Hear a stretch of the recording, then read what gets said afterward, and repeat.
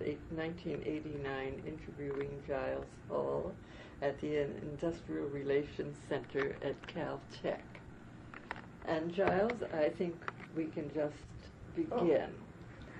Well, I have entered the personnel field in 1944. Really, it was purely by accident that I was in for that function at a little company called Consolidated Engineering Corporation, which was a high-tech, one of the pioneer high-tech companies of Pasadena. It had its origin in the time the service function was separated from the manufacturing and design function, so that the manufacturing and design function then became Consolidated Engineering Corporation, and the war came along. That changed everything.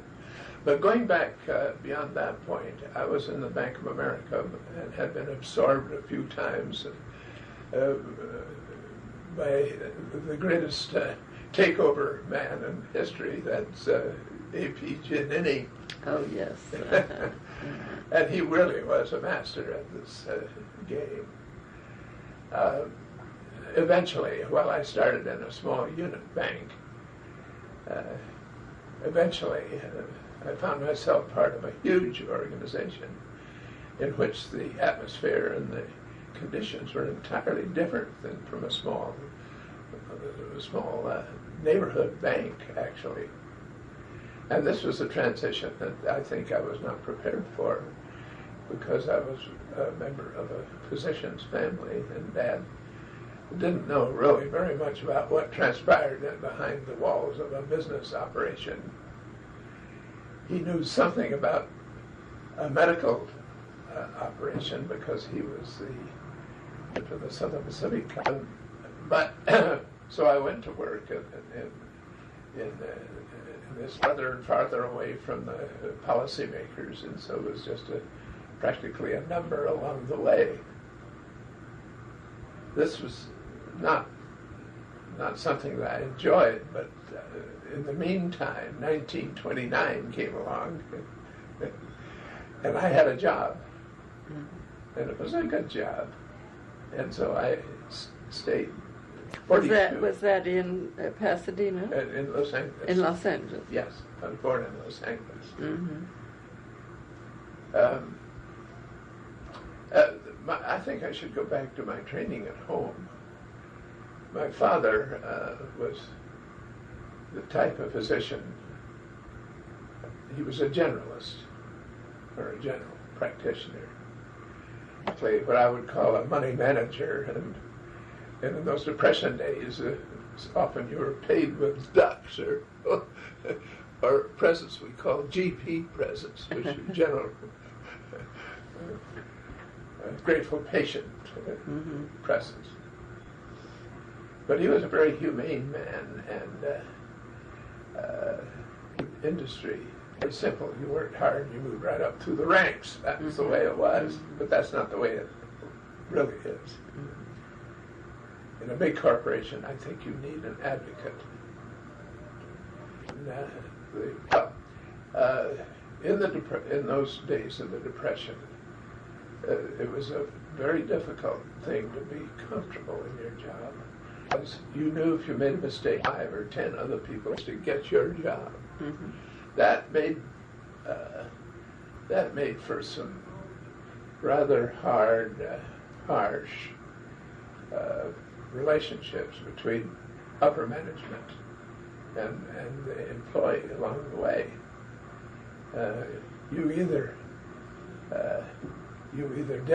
did the job the way they wanted it done, or that was it. You joined the ranks of the unemployed. And there wasn't any feeling about it, it seemed to me. Not in an era.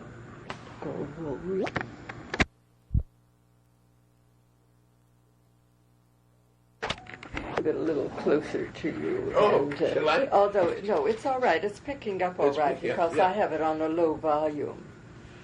In my era of growing up, everything was sure. Mm-hmm. There were no uncertainties. You worked hard, and you got there, and you behaved like Teddy Roosevelt did, and then you were sure to get ahead. But anyway, the personnel relations in the bank were not exactly sensitive and humane, but I was fortunate to have a job, and I kept it too. Until 1943. I should go back. The bank was very good to me. I wanted to be an international banker. So they put me into the International Banking Department at 7th and Spring, and it was a marvelous experience. But that was one of the first American banks in the international field, wasn't it? Yes, the Bank of America was, but at any rate, it was a wonderful department with a different kind of head than I had experienced before in the bank. His name was Gustav Friedland, and he was. But then along came Hitler, and he ruined the international trade, among other things. And so I had to go back in operations. Well, I was tired of operations, so my first opportunity, I left, and not knowing what to do, not knowing how well bankers would be accepted. For example, the Marine Corps told me they didn't want any bankers. They're a dime a dozen. And the only thing I could find to do in the service, and I had to earn a little money too. I had a young family. They would let me be a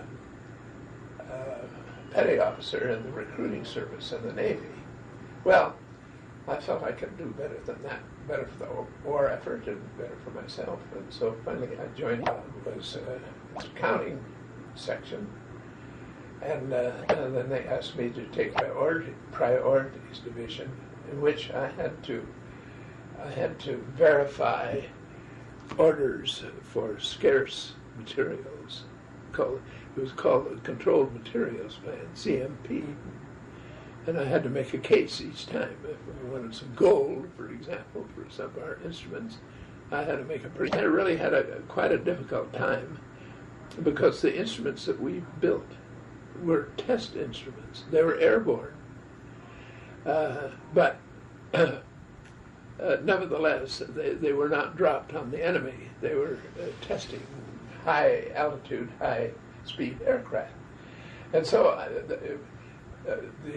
if the materials that we needed were airborne and dropped on the enemy, it would be easy to get them. Mm-hmm. But I had to get them, had to prove my point. But I had not been in that job very long when the personnel director of the company was drafted, and he had to go to the boss asked me, well, I'm not sure I know all the things to do, but I know a lot of things we shouldn't be doing. And so I took the job on. And I think this is where the job became fascinating and different from what personnel jobs had been theretofore. We had all kinds of people in employment. Society girls and housewives were doing fine instrument assemblies. This was as a part of the war effort. Part of the war effort. Yes. And we had a number of people who were really not oriented to working in a factory or in an organization situation. Experiences. It could have been better. It could have been better. And realizing also college. I'd been a rushing chairman for my fraternity. This was at Stanford. At Stanford. And I learned an awful lot of lessons about judging people and also presenting their credentials to the committee. Political family. I have for people, we call it, let us say, empathy. So with the people that were not really adjusted to an industrial situation, they had major problems because coincidental with my job, I had accepted a number of volunteer jobs. So, for example, in the family service at Pasadena, which was a marvelous arm for me when I had these difficult problems, people problems, really. People among themselves, usually, not necessarily with the supervisor, but their own problems. So I learned quite soon after taking over the giants with the family service, very handy in helping me solve some of the people problems that I had. And I think that personnel people had used the resources available to them in the social agencies more than they did. I think it would have been them and their career. It happened that in Pasadena we had many different types of social agencies that I could call on for help. And I think that this also meant that I had to take part in these social agencies. I just couldn't call on them as a paying customer. You had to give them something. I had to take part in the work that they were doing. What other agencies, Giles, besides family service? Family service was the principal. Was Elise Delafontaine? Elise Delafontaine she was absolutely the most incredible person I've ever encountered. Grasp a moment, I'll go to her. She would call me in the middle of the night if some person out of my company was in trouble. For example, there was one boy who had been in the Burma, China forces. Her employee is threatening to commit suicide, and I'm going to take him to jail, send him to jail. So I said, all right, pardon me, there'll be a hearing the next morning. So I said, I'll be over to that hearing. So I went to the hearing. Soldier, who was, by the way, was a pretty good machinist too, and they were hard to find. And the judge sort of hemmed and hawed about what to do with him, and finally I said, well, I think he should go to the Veterans Administration, which was over here at that time, you know. Oh, yes. Right nearby. Well, he said, will you take charge of him and get him there? And I said, yes, I'll do that. So I took to work, said, office here till I can get in touch with, what was the name of it? Gee, I should know. And when I got in touch with them, with those people, they said, well, you can't come here with that kind of wood. Mere, what, 30 miles? 30 miles away. So I said to myself, well, what do I do now? Well, here I had agreed to take charge of it. So, okay, I said, X, you sit right here in my office, and you can go out to the canteen and get some food at noontime. You come right back. And about 4 o'clock, I got my car, and I drove him down to Brentwood. kind of thing you want? Yes, exactly. Yeah. And because I hear a little hoarseness coming up, I'm going to give you something give to me take care of that. Oh, aren't you nice? Yeah. Thank you. So, we got to Brentwood, and we had to go through door after door, and finally we got inside, and they accepted it. The monstrosity of a place then. It was just a monstrosity of a place. So about 9 o'clock at night, I called Emily, and I said, well, I'm on my way home. Those things, while they were difficult and comfortable, but news got around through the plant that I had a friend at court anyway, and that made our industrial relations putting on anything, but it was just natural for me to take to do those things.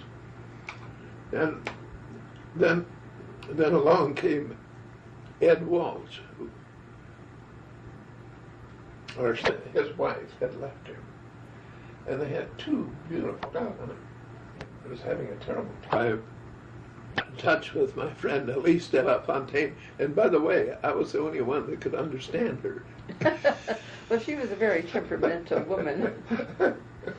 I had known her well, so I know what you mean. But she'd get going in that half French, half English, and people wouldn't understand her, but I managed to understand her. And I really liked her, too, because she was a dedicated woman. And she took all the cases that I've ever turned out to be marvelously successful. Those 2 boys today,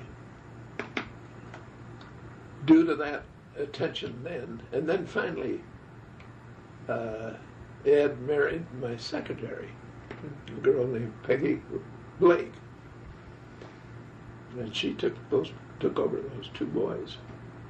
And she was a client of Elise's. She went to her for lots of help.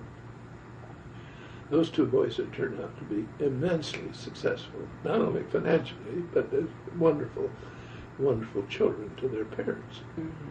And I always thought that was a great victory that Elise can chalk up to her credit. Well, then there's another little plan that I always thought was very interesting, and that was I soon learned that these employees, some of them new to the community, would have legal problems and they wouldn't know where to go to help. Well, we had a very fine firm, and I went to them and they said yes, we could work out a program whereby if we paid for the first visit, then they would have to pay the balance.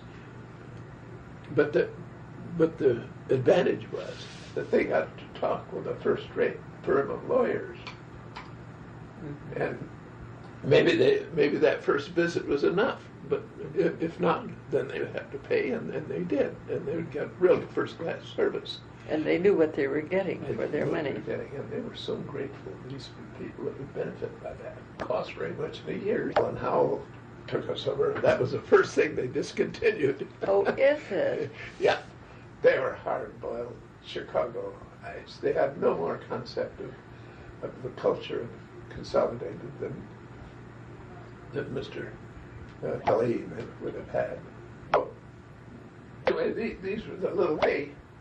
Her statement is, well, you're way ahead of the game in those days. That that was just the best place I've ever worked at. Yeah. Well, anyway, that entailed a lot of probably one of them that I realized must happen, and that was early in about 1950. There was a governor's conference on the aging. Do you remember that? Yes, I do. Yes, I do. And the consensus there was that communities should establish centers, senior centers. There was quite a established committees in their communities to get the project going. Well, they did that in Pasadena. Morrison, who was an able and civic-minded man with lots of connections, he accepted the chairmanship of this committee called the Pasadena-Aladena Committee for Seniors. Large was eventually plans and a program for a senior center to find the money to build it, to finance it, and find a spot for where we could have a building or rent a building. And so this one we met from at least from 1954 till about the city somehow. And they found some funds that we could be used to build a senior center. And we had done a lot of work. We surveyed people, and some of us had gone up to Little House in Menlo Park, and that was just an ideal little senior center. And in fact, eventually we sort of patterned. We took those plans and wanted them to Manchester League and Premier League of Pasadena, and they agreed to finance us or provide operational funds for about 5 years. And I think that's their limit. It went beyond that, of course, but they supplied the startup funds. So we had a senior center. Now it's a prospering operation with quite a bit of money behind them somehow. Yes.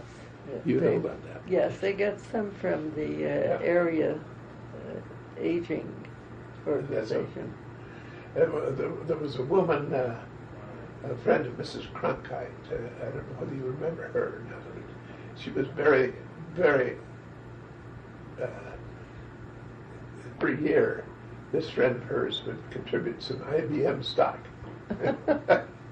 to the center. We ought to look forward to that. Well, apparently when she died, she left quite a bit of money, and part of that is available to the center, provided they develop the programs that the trustees approve of. Mm-hmm. So that's good. Okay, so that sort of is the story of my move into the personnel field, and a realization that there were lots of resources available if we knew how to use them or were aware of them, frankly. And then I thought that's about the time we began talking with you about the 60s. Yes, that's right. About 1960 to 62. That pretty seriously, but our friend from Dillingham, I think he just enjoyed your company. Actually, he worked very hard. Well, he did, yeah. He was industrial relations director for Carnation That's Company. Right. He was very helpful to us. Yes, that's right. Well, this example, early in the war, there were the Rosie the Riveters, and in our company, and I mentioned women who could sew well were very, very valuable as assemblers of fine parts and instruments, and they were good employees too. They'd never been in an industrial situation before, and that's another reason they needed a personnel. Were there women with children, Giles? Was there a problem about supervision of their children? There seemed not to be, apparently, for the reason everyone during that wartime was involved. Minimum Act child care centers available. I guess we didn't encounter them because our people seem to be able to find mothers or mothers-in-law to do the job for them. And some of them were society girls without the children, and some of them were young marrieds without children. And when everybody was following a common purpose, and it was a thrilling time, I thought. It's too bad we can't replicate that in a peace-time situation. Yes. But it was just a time when everybody was... Well, it seems that as time goes along, at least from this observation, that employees received at that time and a little bit later doesn't exist these days. I may be wrong, but I feel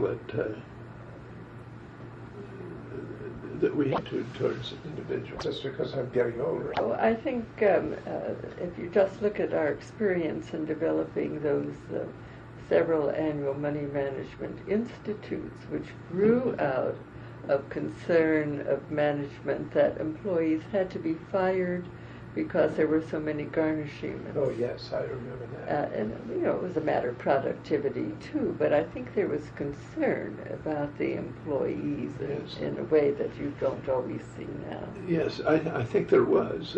That's why we inaugurated that attorney relationship, because debt was sometimes a problem, too. Mm-hmm. But also, that was a period in which I became interested in alcoholism. Alcohol problems. And I came over here to the Industrial Relations Center program every year, a real workshop and luncheon meeting. Tech, we felt that in our purpose, one that couldn't be managed, not very well, but managed, we would say, and also that it was something that could be discussed openly in an environment like, well, I think that anyway, manageable, but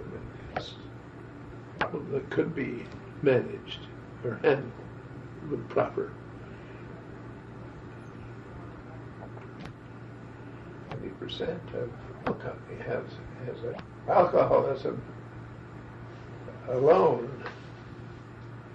It seems today to me to be a minor problem compared to drugs and other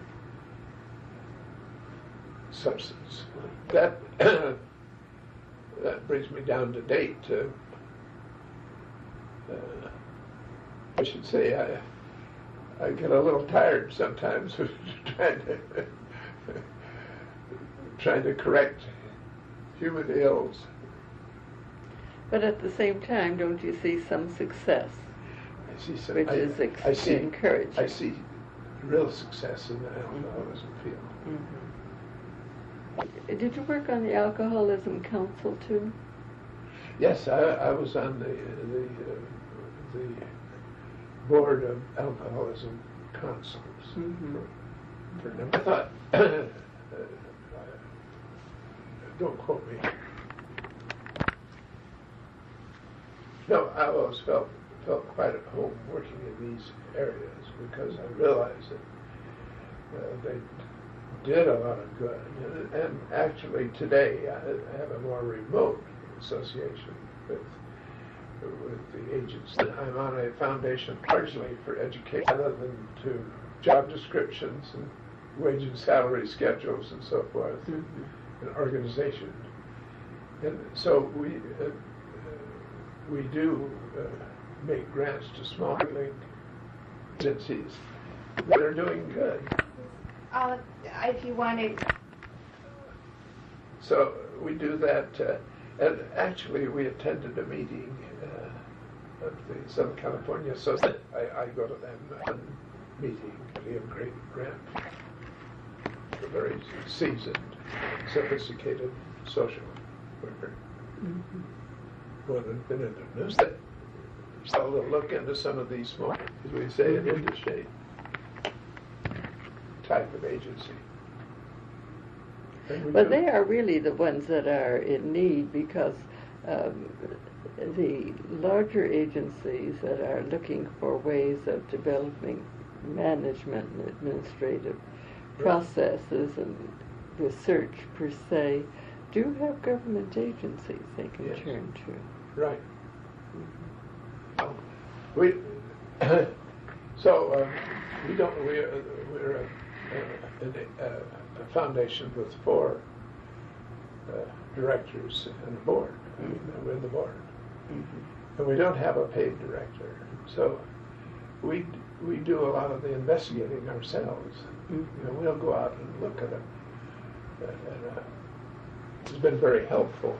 One of them, I think, I always loved to go out there. It was in Temple City, a blue-collar community entirely. They had a child care center, and guess what they called it?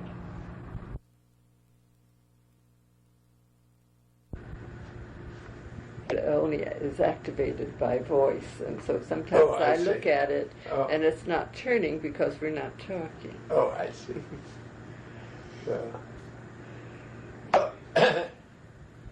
Giles, you're also interested in and have been part of some of the historical society activities in California. Why don't you tell us a little about those too? Well, they may not be directly social welfare, but we're interested in California history. Yes. Well, I was born on Bunker Hill. As a matter of fact, whenever I'm asked where were you born, I say I was born under the Department of Water and Power building, which is actually true because our house was under the northwest corner of that. 138 North Flower Street. It was just right about underneath that northwest corner of the building. And one time I took my mother down when she was in her late 80s. And if you remember, just before the Department of Water and Power building turned those fountains on, they had the ponds filled with water, and there were little nozzles that sat around in a circle, you know. And I said, "Mother, look, next on this." And she turned outside there. That was a dirty trick. But that's where she gave birth to a son. But actually, I was nearly born in Mexico. How'd that happen? Well, my father was a surgeon for the Phelps Dodge Company after the Tombstone experience. Then he moved with the Phelps Dodge Company and was stationed at a little town called Nacasari in the state of Sonora, the sovereign state of Sonora. And he was there for 4 years, and the last year my mother came down as a bride, and she couldn't cook. All she could make was mayonnaise dressing. And that was very useful down in Nacasari. And, but anyway, she was a brave little woman. I have some pictures of the town. It's a pretty barren, treeless little pueblo. But at any rate, when she then was born. But one night, I attended a party in Beverly Hills, and there was a very stunning-looking Latin woman, I said, "Well, I'll let you in on a secret. I was conceived in Nacasari, and you were born in Nacasari. We do have something in common." But anyway, the Los Angeles was about the size that Pasadena is today, about 125,000 people. after I was born, we were moved west to another hill called Crown Hill. Probably you read Jack Smith on Belmont High. Yes. Well, that's the hill where Belmont High is. And in those days, the oil industry had invaded part of that area because Doheny's discovery well was down below us. And we lived on a little street called Rockwood Street. Now, its former name had been Temperance Street, but I know my father would have objected to that, living on that kind of a street. But at any rate, it was a very interesting situation because right across the street was an oil field.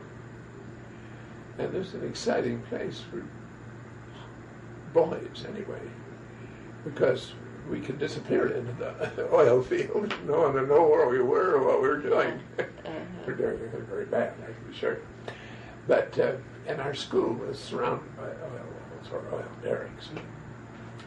I use oil March winds or the November winds on those derricks and one eye on the sidewalk, because the wind would sometimes topple over. It did topple over on this house, and the people came running out just like ants out of a anthill. No one was injured. But anyway, that was the kind of area where, now the little street that we were on was a very respectable street where who were on their way up in the social scale and the economic scale. And the minute they began to prosper, they'd get up and leave and go out to West Adams or Hollywood or some other place. So, but it was a true neighborhood when we were young. And all the people right around us immediately had about the same rules for their children. And we never heard of the term child abuse. We knew that some boys got spanked more often and harder than the rest of us, but we didn't think that was abuse. We just thought you probably deserved it. But that was, and in fact, I have to admit, this larger house on the neighborhood. English boys from over on Temple Street, they could fight better than anybody else.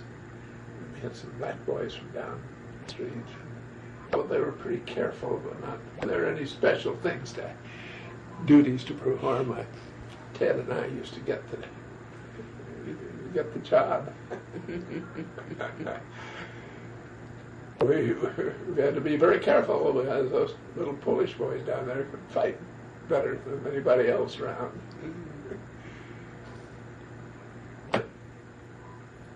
That's where we grew up. And you know, I have my closest friend today is a friend of 78 years. We were in the third grade together at Union Avenue School. But that's where we grew up, in that kind of a neighborhood. But it was secure. We didn't think anything about it. Mother and father let us ride our bicycles to 3 miles beyond El Monte when we were 11 and 12 years old. And we would camp on the way, because that's where my cousin's ranch was. Now think of that today, you wouldn't think of that. You wouldn't dream of it. We went out Valley Boulevard, and there used to be a grove of eucalyptus trees along the edge. And we just our bicycles and make a little camp and eat the sandwiches. And we went to sleep. But I remember that one night we got up, we heard the market wagons going by. And we thought we didn't have a watch between us. We said, you know, I think it must be morning because we hear these wagons going by. So we got up and broke camp and put our blankets on the bicycles and started off down the Valley Boulevard. And finally I went up to one of these wagons and said, 12 o'clock at this time, you little guys should be in bed. Well, we did. We drove out and we found a place under some mailboxes in front of a house that had a long lawn down to it We just laid down our blankets and went to sleep till morning, and then went on in the morning. Mm-hmm. But I only cite that to think of what a privileged time we lived in, because of any heinous or no. That's the kind of childhood I had, but we were very unreligious. And the reason being this. When Father was a boy, he belonged to a mission. When he was a kid, to make my children sit back in pews. Well, being a doctor and requiring a lot of a change on Sunday, wonderful. We just loved that. We'd get on that little 1910 Mitchell, and off we'd go, and all our little playmates were walking down to the Methodist Church and the Catholic Church. But this is a funny one, if I may. I digress right at the moment. My daughter-in-law is a teacher in the San Gabriel system, and they have what they call a read-in. Have you ever heard of that? No. And that means they bring in an adult, and the adult reads to the class out of a book or a passage of a book, and then he tells something about his own life afterwards. And so I drew the third grade this first time, and the second time too. And so guess what I read? Did you read the Stone Soup? Yes. Then afterwards I told him about the third grade in my day, how we had extra oil from time to time, and how children had scarlet fever and measles and mumps, and well, later I read that. Inside there was a Catholic church. Oh. And then he raised his hand and goes, "Are you a Christian or a Catholic?" I love to tell that story to my Catholic friends. You can guess what he is. So, well, my answer to that was, well, I think I qualify as a Christian. Anyway, that was the kind of childhood we had. But Dad was a severe. Yeah. But we had a very good family life, and you know that. I imagine that it has a lot to do with the kinds of things, along with your experiences in the bank and elsewhere, with the kinds of things you did as a personnel director, and subsequently. Yes, I think so. I think all these things, when you say you don't plan your life, but these things sort of fall together. But you do pick certain things up. You discard others. That's right. And what you select to keep. Yeah, that's right. Makes the difference. I think that raising children, I think you tend to raise your children the way you were raised. Or to do something different, like your father not having you sit in the church. Yeah, probably, yeah. But anyway, that was a good family Now, life. when you were growing up, Giles, did you hear anything at all about social agencies? Did the idea? Yes, my mother was one of the founders of the assistant youth, for example. Oh, Or I should say, she was one of the original signers of the corporate. Mm-hmm. You grew up with some orientation. Some orientation. Social Well, yeah. agencies. And, gosh, you just couldn't help but wanting plague. I remember that. Do you remember that? Because we came to California in 1921. Oh, yes. And I remember that. Yes. Well, we were particularly troubled by it because, you see, Dad being with the Southern Pacific Company, they cordoned off the Mexican border, and that's where some of these patients would come from. Mm-hmm. So, very much of a public health program at that time. No, but one that was tough on my coordinate people, but nevertheless. And what's more, they kept it quiet, and people didn't panic. Otherwise, It's a very people frightening died. thing, yes. I remember that because one of my brothers was in what was then the beginning city health department. Oh, yeah. Well, I had to tell you one about the health department. Before we went to Europe, I had to go and get my birth certificate. So I walked in proudly to that new building, and told them I'd like to have my birth certificate. There was one because my father was a doctor, and I know the attending physician, Dr. Hutchinson, was there, and my father was meticulous about those things. Well, I said, maybe you better go down to the health department and see if it's down there. The little building down The there. original building. I think so. Yes, yes. And I walked in there, and he said, what year were you born? I said, 1903. Well, I think so. I think probably we had. So I was in the section populated by Indians and winos.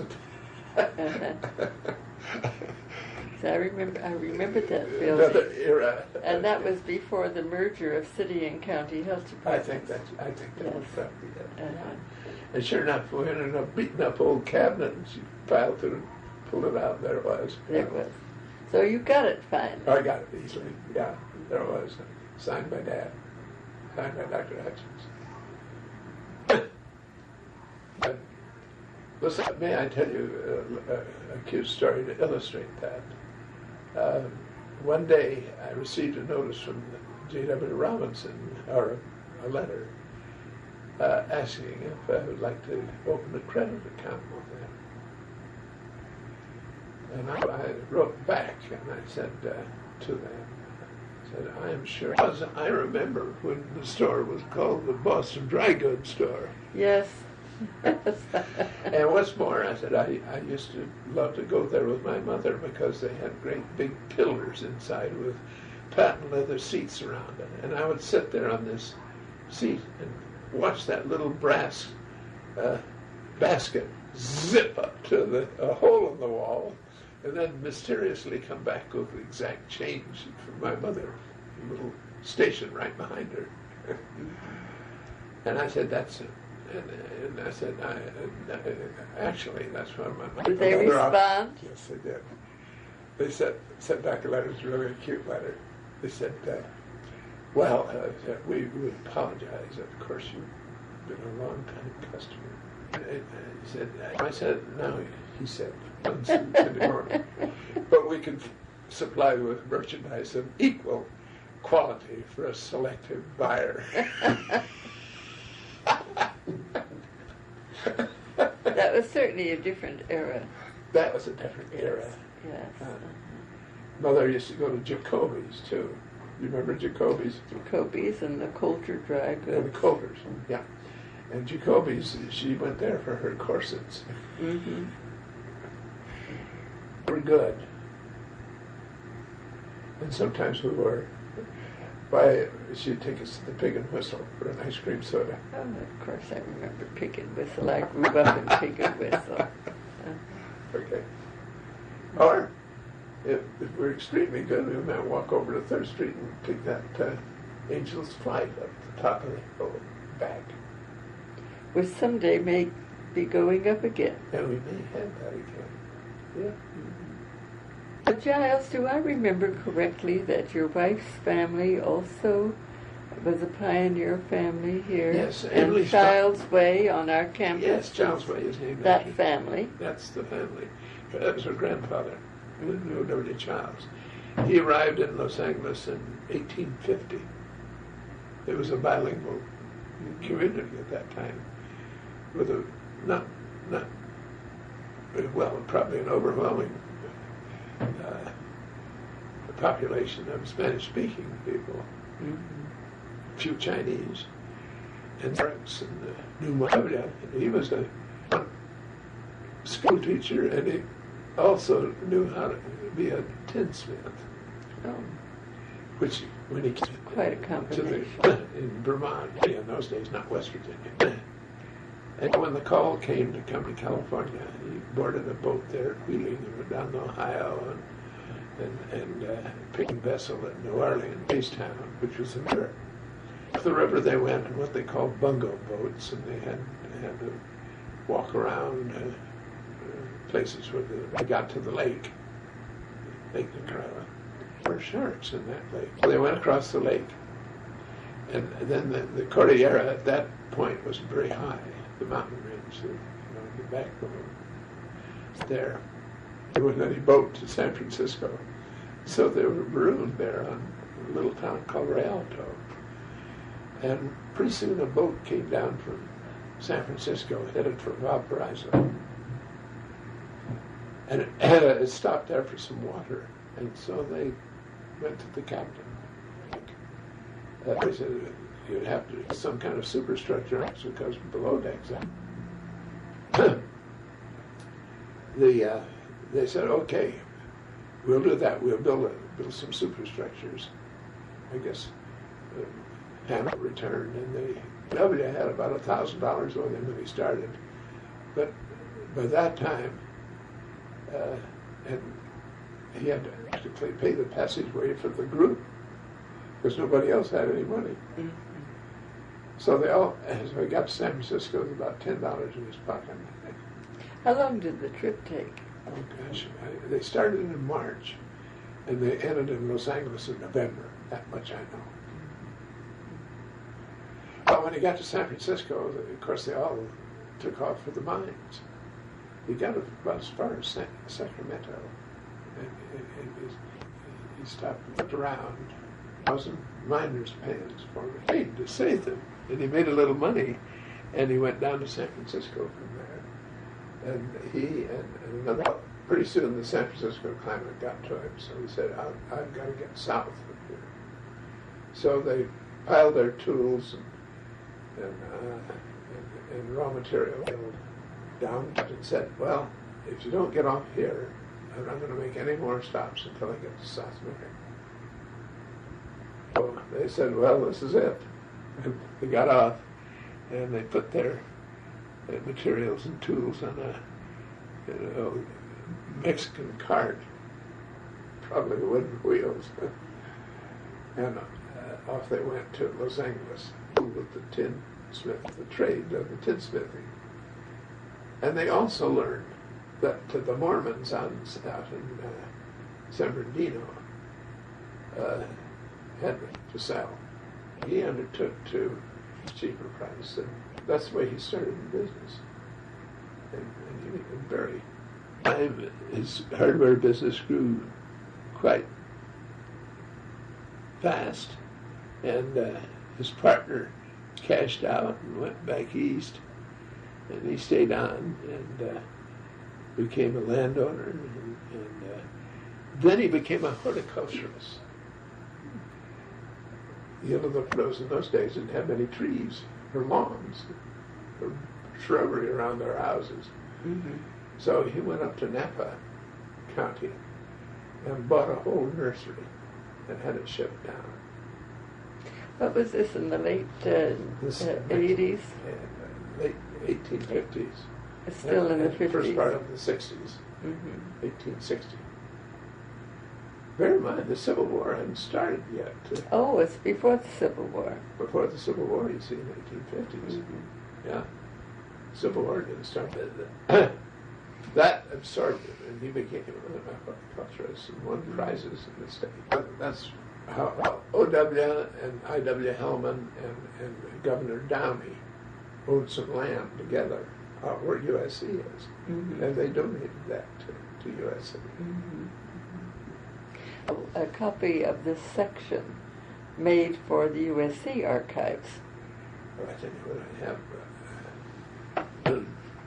The 25 leaves of an interview with Bancroft and O.W. Childs. Mm-hmm. Mm-hmm. It is fascinating. And they said, I'm sure they would let us do that. Let you. They said, you can't it would be wonderful for the university's You should archives. have that.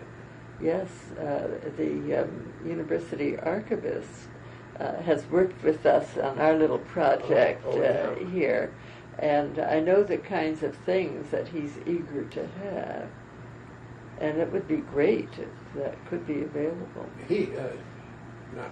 Emily gave a talk to the first century families, and she spent a lot of time. But I think that to read the replies of O.W. to Hubert Bancroft's questions are really quite interesting.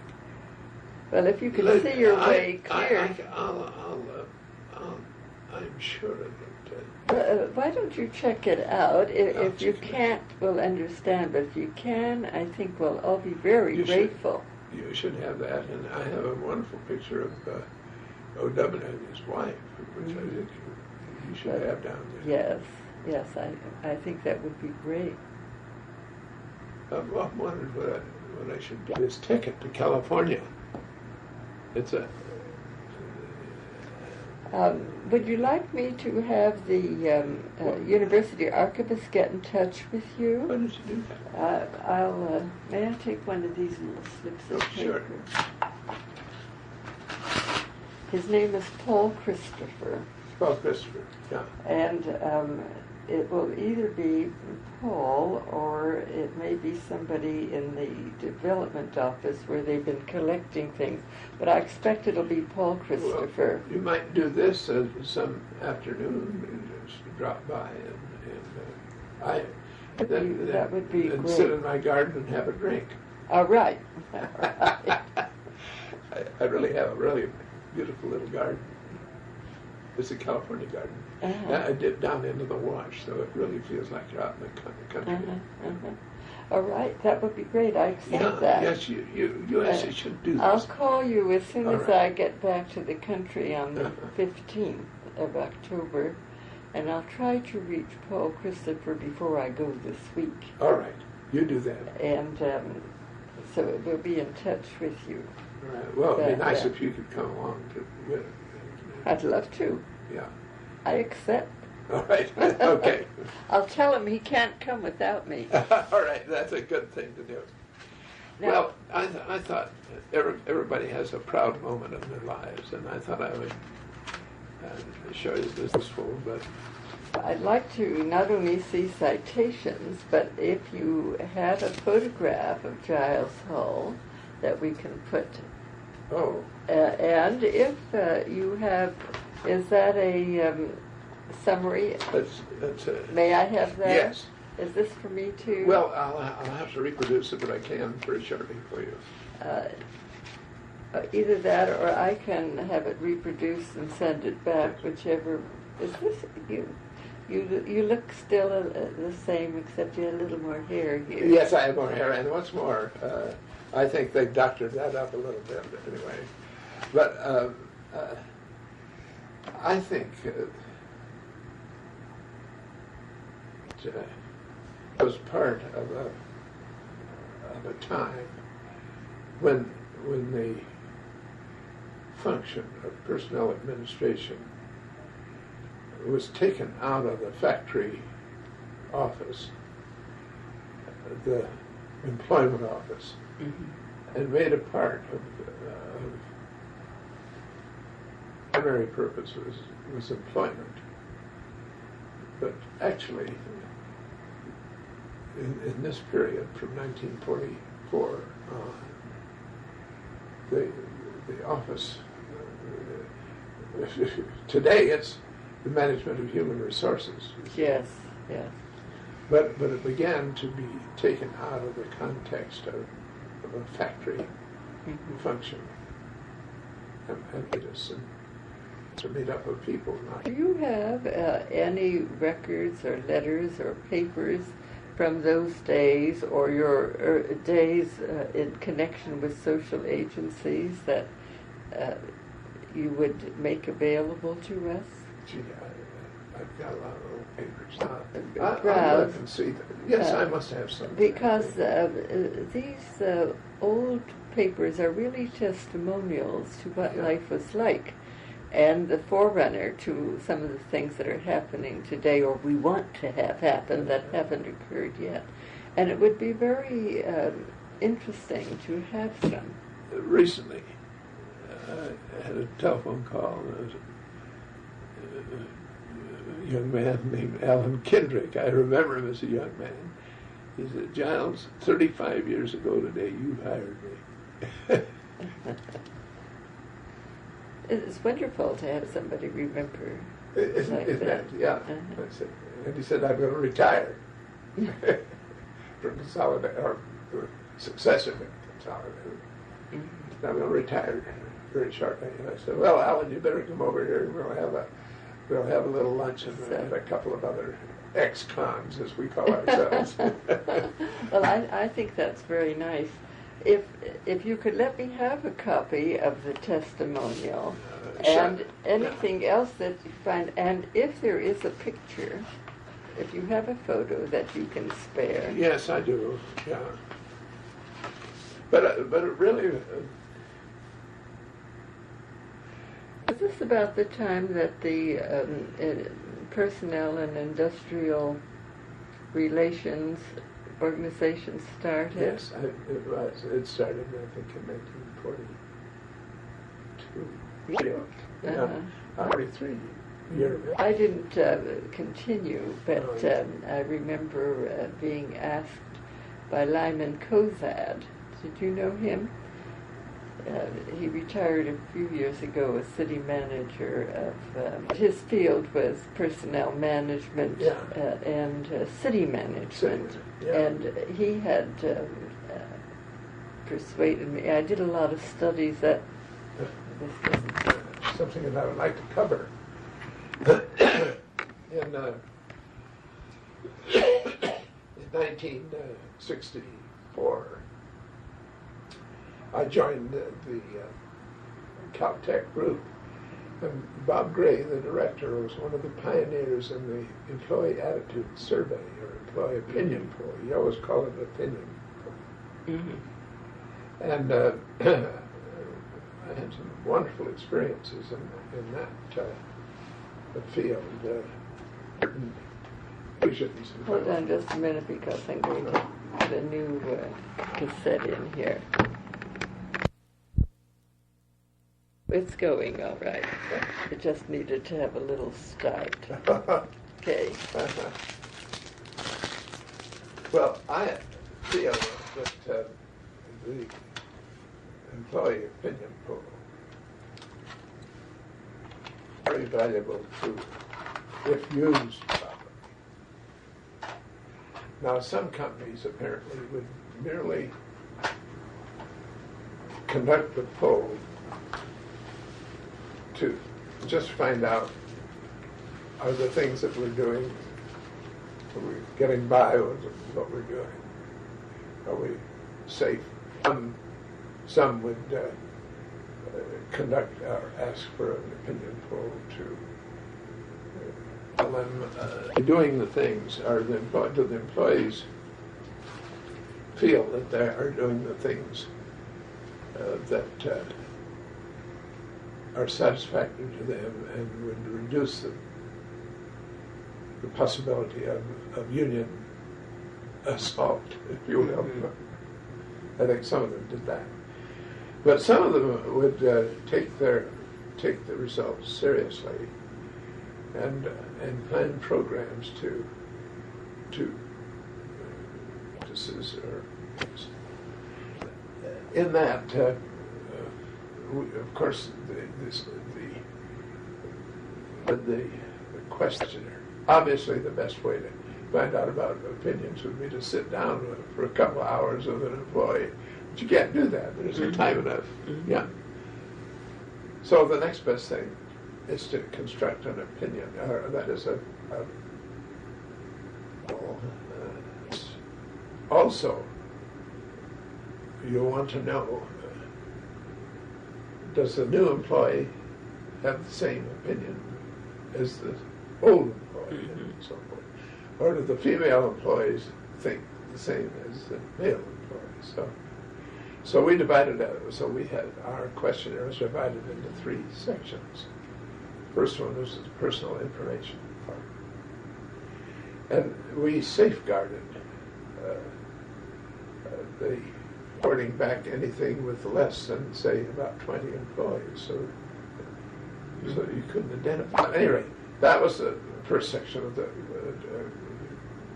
We asked them their names, and they weren't. The second section was devoted to structured questions. How do you feel about the company, for example? About your company, over supervision questions. And on the very end of it, we asked them three questions, working for suggestions. Mm-hmm. And that was truly the most valuable part of them. They did respond. Well, they responded primarily. They would open up and we'd get the real story. I remember once in the Disneyland, what do you like least about working for Disneyland? The man said, I drink. He could get a drink while he was working. Yes, yes. You could read a lot into that. I read a lot into that one. Yeah. That was his only comment. Mm-hmm. And then, do you remember the little girls in the Scotch costumes that were kind of the guides? Yes. Well, they were the most carefully selected of all. To fill out the questionnaire, well, they would be sitting over into the next hour. Uh-huh. I don't know what they said often, as we can tell. But those comments were worth their weight in gold because you really got the story. I mean, those were really, really interesting. Companies that made use of those wasn't that favorable comment about a favorable overall report. Well, that was all they wanted. Mm-hmm. They don't want the details. They didn't want to. Yeah. They felt that they go on to other things. You know? Mm-hmm. Are we doing all right? Well, we move on. Mm-hmm. But many companies would have real progress reports and would relate these improvements. But here? You don't do that. For one thing, there are other organizations doing that. And a lot of organizations now do it themselves. For example, the Los Angeles Times. Did I kick you then? No, I'm way over here. here. Over here. The Los Angeles Times, we conducted 4 opinion polls for them. That was our first one, too. Mm-hmm. One of the men came upstairs, snare in his hands, and a ballot box where you put the slot and put them in so we would see them. Mm-hmm. So he walked up with his questionnaire and he put it into this is the worst company I've ever worked for. I said, oh, was that so? 35 years. But my money, he must have started when he was 18. He probably never worked for any other company. You could also have said it was the best. I turned to him, I said, well, there's nothing like a satisfied customer, is there? And he laughed and walked off. That's very good. Thank you, yeah. Well, Giles, are there some other things you would like to... I can't think of anything else that is significant, except that I have seen the change from in women's position in business. Let me just ask you in that connection, with the seminars that the center has held, they've been going for how many years? Since for 50 years. Do you think it's a noticeable change in the proportion of women who come? Oh, immensely so. Immensely so. And this is really quite a rewarding thing. The companies send them from the east, out here. Mm-hmm. An international one. International, yes. Mm-hmm. But well, for example, we have a 1-week conference once a year, probably. 80% of the people came from elsewhere in the country. Keep on. Ours is to sit. Satisfaction. If you would look through your papers sometime and see if there's anything that you think might add a little insight into the way things were, Yeah. I'd like to know. I will also remind you about having a photo if you have it. And are you going to send this to me? Or? No, I was going to, when we walk downstairs, I'll just All right. the machine and put it And together. then I will try to reach Paul Christopher. I don't know what his schedule is. I think this is terribly important. I think you ought to have something on O.W. Childs. Yeah, I think so too. You know, he built, here this, I think it's so interesting. Here this little man, short stature and frail too, born in Vermont, born in Sutton Township. I've been up there. It's a grim area to do, and no longer populated. Very hard to bodyguard because he was 5'6", I think, and slight. And into the South Country, he contracted cholera and died. He did. Yeah. So little O.W. was and he wasn't feeling very well himself. And so he was left. He was the one that really saved the group from being marooned there forever. But to think that then when he got to Los Angeles and prospered, he had a definite bias towards culture. I remember that. It became a burlesque show later. Yes. But anyway, and beautifully appointed. And I have the anyway, this little man being here is really 8 years later. He built an. I know that Paul Christopher. Oh yeah, I would like to come out. excited I'll show you. I have a lot of memorabilia there. Okay, Some of it I don't be... want to surrender yet, Yeah. because I'd have to consult my boy. And I would like very much. You know how long you're going to be gone? I'll be back on the 15th of October. Oh, well, it's look. a short time. You just wait till that time and then come on over and ask him to come on over. All right, I'll give you a call. In the afternoon, and then we'll sit in the garden and have a drink All right. and talk about what we've seen. Okay, and I thank you very much. This is very valuable.